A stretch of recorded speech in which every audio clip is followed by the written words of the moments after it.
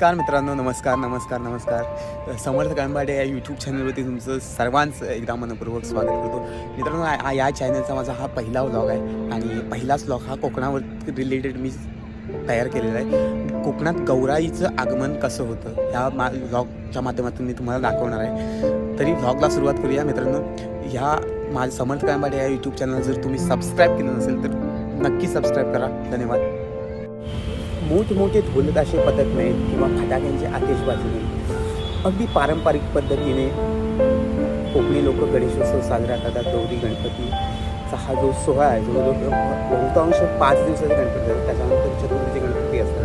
कोकणातील लोक गावाला जातात आणि त्याचा गणेशोत्सव घरोघरी गणपती असतो आणि त्याची पूजा अर्चा केली जाते.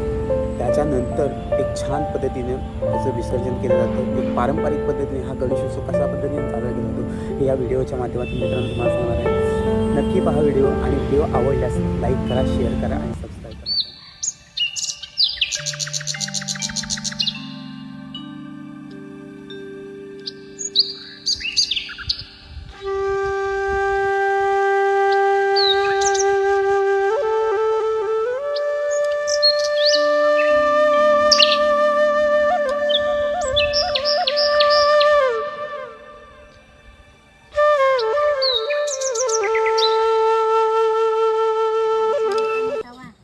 गौरींचे आगमन हे नक्षत्रानुसार होते.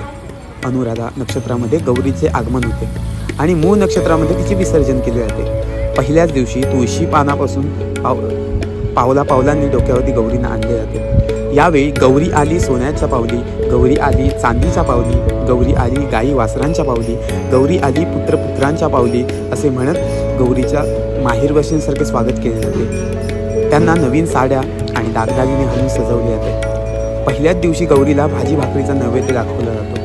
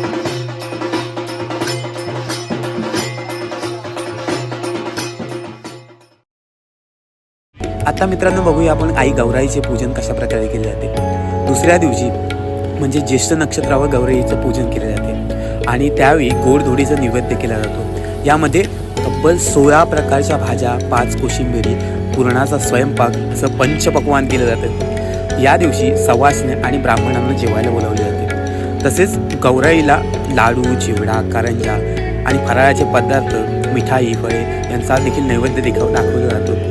तसेच गौराईला विविध प्रकारची फुले जसे की भेंडीचं फूल, हे पारंपरिक फूल आणि त्याचप्रमाणे पत्री वाहिली जातात। सायंकाळी विवाहित स्त्रिया हळदी कुंकवासाठी बोलवले जाते। तसेच कुटुंबातील सदस्य, नातेवाईक आणि मित्रमैत्रिणींना गौराईच्या दर्शनासाठी बोलवले जाते। अनेक ठिकाणी गौरीच्या पूजनाला वौसा असे म्हटले जाते। हा वौसा म्हणजे गौरीला ओवाळणे किंवा ओवासणी घालणे, ज्याला आपण वौसा असे म्हणतो। कोकणात वौसा बऱ्याच वेळा म्हटले जातं। हा वौसा पारंपरिक पद्धतीने आपल्या घरातली जी सूनबाई असते ती करते आणि त्यावेळी घरच्या सूनबाईला मोठा मान सन्मान दिला जातो। तिला आवडीच्या भेटवस्तूसुद्धा दिल्या जातात, काही ठिकाणी पैसेसुद्धा दिले जातात।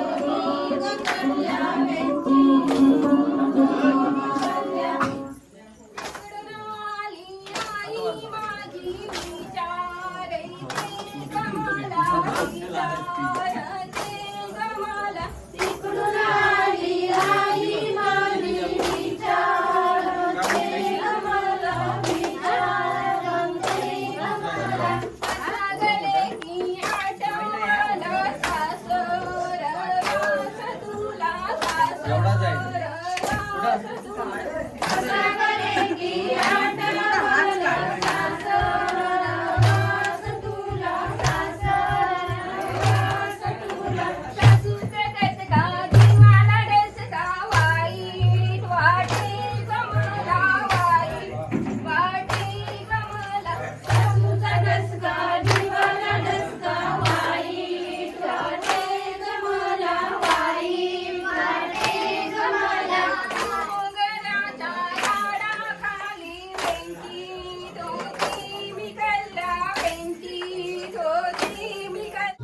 Thank you.